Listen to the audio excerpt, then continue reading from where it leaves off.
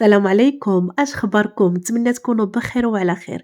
وصفة اليوم صفوف او سلو بدون دقيق نهائيا، بدون جلوتين، بدون سكر وبدون زيت وزبده. كيجي غزال بزاف، معلك رائع بالنسبه للناس اللي بغاو صفوف صحي 100%. كيصلح حتى المرضى السكري، الناس السيلياكيين او اللي عندهم حساسيه للجلوتين، اللي عندهم مشاكل المعده كيضرهم الصفوف العادي، وبصفه عامه اللي عندهم مشاكل وامراض الجهاز الهضمي اللي كيكون هش ما كيقدرش على امتصاص الجلوتين. فجربوه وردوا عليا، كيجي معلك وغزال بزاف، وكذلك غني، كتحسوا به انه قوي جدا وسهل في التحضير. بسم الله. هنا غادي نحتاج نصف كيلو ديال الخرطال اللي كيكون مطحون بالحبه الكامله، يعني كيكون دقيق الشوفان الكامل. في حالتي لما لقيتوش كتشريو رقائق الشوفان بحال هذه، راه موجوده ومتوفره، وكطحنوها في البيت. غير هي تاكدوا انها تكون مكتوب عليها بدون جلوتين.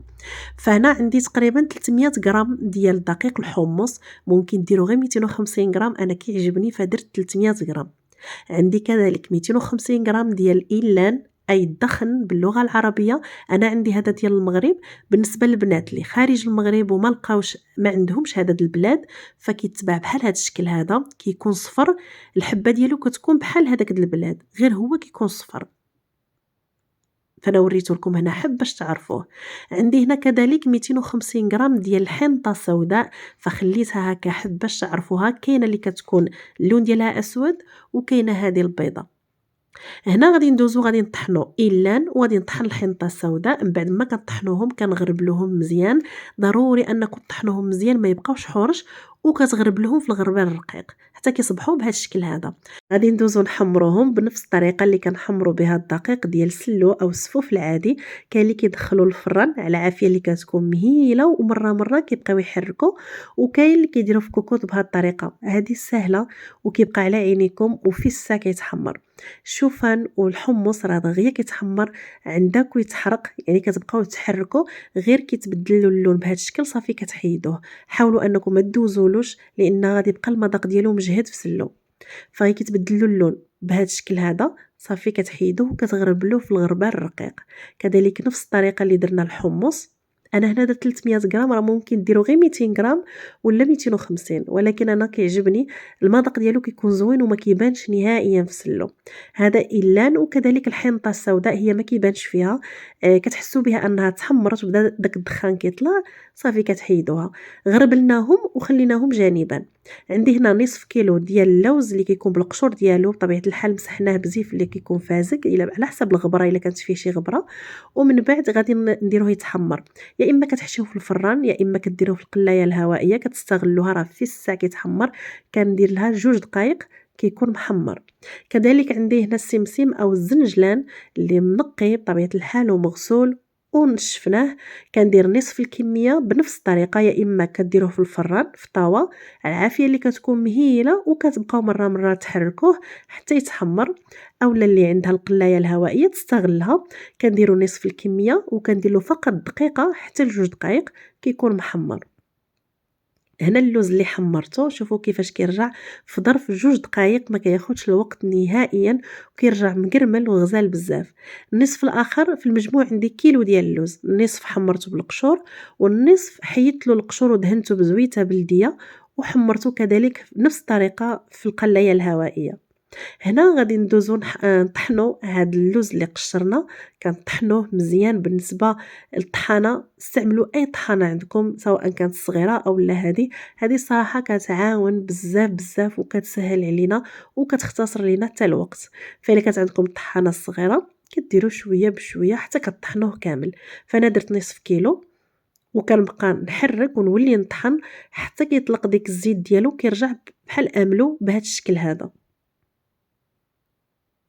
من بعد ما كيتطحن مزيان بهذا الشكل صافي كنحيدوه. غادي ندير نصف الطريقه للزنجلان، نصف الكميه، يعني نصف كيلو ديال الزنجلان حتى هو غادي نطحنو مزيان حتى كيطلق الزيت ديالو بهذا الشكل. والنصف الاخر غادي نخليه هكاك. فشوفوا كيفاش كيرجع. صافي هنا غادي ندوزو نجمعوا السلو ديالنا، كنديروا الشوفان، دقيق الحمص، اللان والحنطه، كنخلطوهم مع بعض. هنا غادي نجاوب بعض المتتبعات اللي خلاو لي تعاليق كثيره في فيديوهات سابقه على ان الشوفان فيه الجلوتين، وهنا كمعلومه حبوب الشوفان ما فيهاش الجلوتين نهائيا. المشكل كاين في الطحونات اللي كيطحنوا فيها الشوفان، هي نفسها اللي كيطحنوا فيها دقيق القمح، وبالتالي داك البقايا ديال الجلوتين كتنقل ليه. فالناس السيلياكيين او اللي عندهم مرض السيلياك او حساسيه الجلوتين دائما يشريو الشوفه اللي كتكون مكتوبه عليه بدون جلوتين، لانها كتكون مصنوعه ماشي في نفس الماكينات ديال القمح. فدائما خذوا المعلومه من عند اطباء، عندنا اطباء في علم التغذيه اللي بكفاءات عاليه، خذوا عندهم معلومه راه كيعطيوها بالتدقيق. هنا كنزيد شويه ديال الملحه، عندي 2 معالق كبار عامرين ديال القرفه البلديه اللي كتكون مطحونه جديده باش كتعطيكم مذاق زوين. عندي هنا 2 معالق ديال النافع البلدي، و2 معالق ديال حبه الحلاوه. كنصهدوهم واحد شويه اولا كنسخنوهم وكنطحنوهم مزيان وكنغربلوهم. هنا باش كنحصلوا على ديك الحلاوه اللي كتكون خفيفه، درت 50 غرام ديال الخروب اللي طحنته مزيان وغربلته، وكذلك 50 غرام ديال النبق اللي حتى هو كنطحنوه مزيان وكنغربلوه. هذا هو النبق بالنسبه اللي ما كيعرفوش، الدول الاخرى ما عرفتش شنو سميتو، ولكن حنا في المغرب راه معروف. انا كانوا عندي مخلطين، فكديروا 50 غرام من كل حاجه باش كيعطينا داك المذاق الحلاوه اللي كتكون خفيفه وطبيعيه وما كتاثرش حتى على صحاب السكر. هنا عندي تقريبا واحد 2 معالق كبار عامرين ديال حبة العزيز، فتا هي غادي نوريها لكم. هي هذه كتكون بحال شكل الحمص. هاد العشبة رائعة رائعة جدا، قلبوا عليها في اليوتيوب، راه كاين اطباء اللي كيهضروا عليها، غزاله بزاف. اللي عندهم داء السكري، اللي عندهم الكوليسترول، او اللي عندهم شحم الكبد، زوينه زوينه بزاف، قلبوا عليها. المهم بصفه عامه هي صحيه. فدرت 2 معالق كبار، طحنتها مزيان، هي راه في الساعه كتطحن، وكنغربلوها. فقلبوا عليها، ديروا حبة العزيز ويعطيكم معلومات كثيرة عليها. يعني زوينة بزاف للصحة ديالكم لوليداتكم، كتزيدوها هكا في سلو. نخلطوهم مزيان، ومن بعد كنزيد داك نصف كيلو ديال اللوز اللي طحناه مزيان حتى كيطلق الزيت. كنزيد كذلك نصف كيلو ديال الزنجلان، حتى هو نفس الطريقة كنطحنوه مزيان حتى كيرجع بهذا القوام، باش هكا ما كيحتاجش انكم تزيدوا الدهنيات سواء الزيت او الزبده او العسل، غير بهادو كيتجمع لكم السفوف. فضروري انكم تطحنوهم مزيان مزيان. الا ما كانش عندكم ماكينه كبيره، غير ماكينه الصغيره اللي عندكم كتبقاو تطحنوا وتخليوها شويه تبرد وتعاودوا حتى كتحصلوا على هذا القوام. من بعد كنخلطوا مزيان دوك النواشف مع داك الزنجلان وداك اللوز، وحنا كندلكو مزيان. في هاد المرحله ما غنحتاجو نزيدو حتى شي حاجه، فقط كندلكو شويه بشويه حتى كندخلو داك اللوز وداك الزنجلان مع ديك النواشف ما كتبقاش تبان، وهكا حنا كندلكوه هو كيزيد يطلق الزيت. فغادي نخلطوه بهاد الطريقه هذه حتى كندلكوه مزيان. من بعد كيرجع الشكل ديالو، كيرجع بحال هكا، كتحسوا بانه شويه بدا كيتزيت. هنا كنجيبوا الماكينه للمره الثانيه.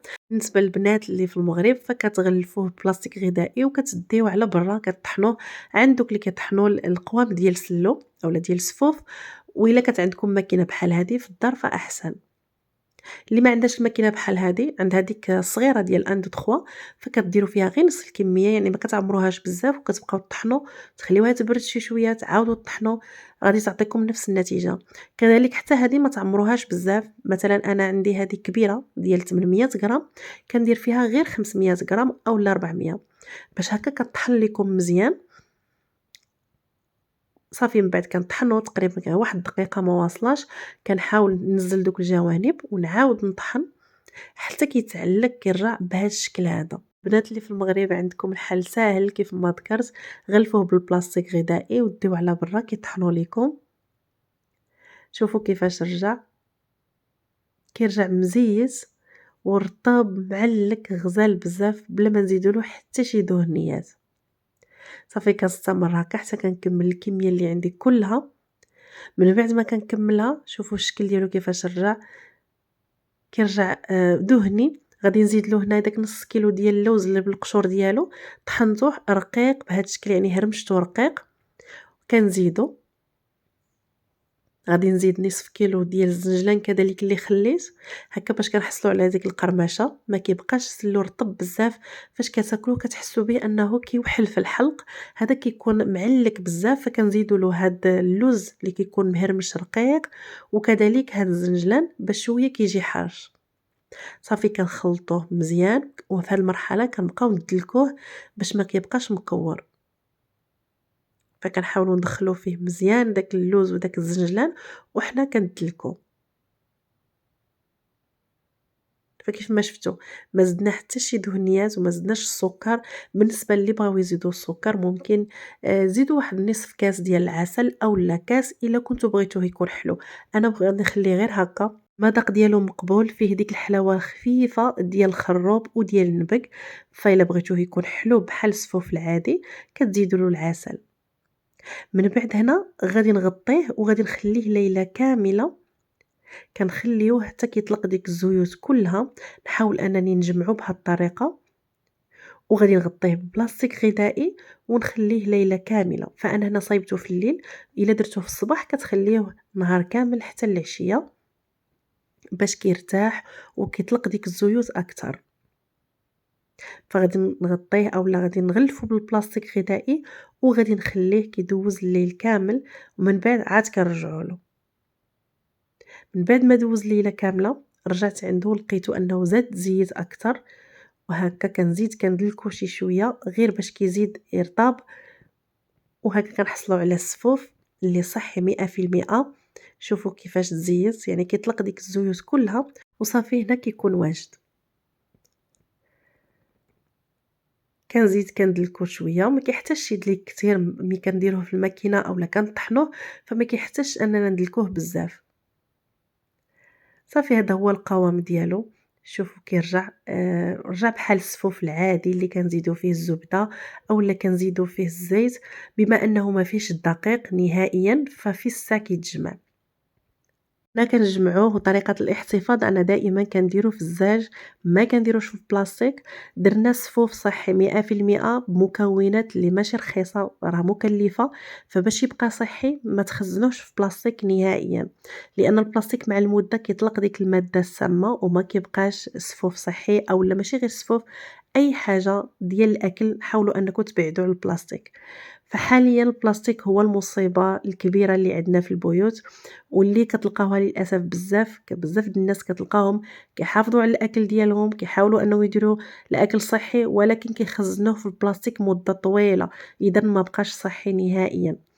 فانا كنديروه في هادو ديال الزاج راه موجودين متوفرين والثمن ديالهم مناسب وكيبقى مزيان مده طويله، واخا يبقى معكم حتى لسنه. كنغلفوه بالبلاستيك غذائي ومن بعد كنسدوا عليه مزيان وها هو الصفوف ديالكم مع المده كتلقاوه طلق ديك الزيوت اكثر. فكنتمنى انكم تجربوه. هذا هو الصفوف اللي طلبتو مني وان شاء الله طلبتو مني حتى الصفوف ديال الدقيق القمح الكامل بدون سكر كذلك غادي نقدمه لكم. خليو لي غير شويه د الوقت لان التصوير كياخذ مني وقت كتير وكذلك المونتاج، فان شاء الله باش نخليو الكل على خاطره، لان كاين اللي بغاو الصفوف بدون جلوتين بالنسبه للمرض وكاين اللي بغاوه صحي بالدقيق القمح. ان شاء الله غادي نحاول انني نحطو لكم في الفيديوهات القادمه الصفوف بالقمح الكامل وبدون سكر اللي معتمده دائما كنديرو وكيجي غزال بزاف، واللي كلاه عندي كيطلب المقادير والطريقه ديالو. فشوفوا كيفاش جا معلك كيجي غزال بزاف. هذا بالنسبه للسحور كتاكلوا كميه قليله كتحسوا بانه كيشبع وفي نفس الوقت قوي وكيعطيكم طاقه. فنتمنى انكم تحضروه وشكرا لكم. نتلاقاو ان شاء الله في فيديو قادم.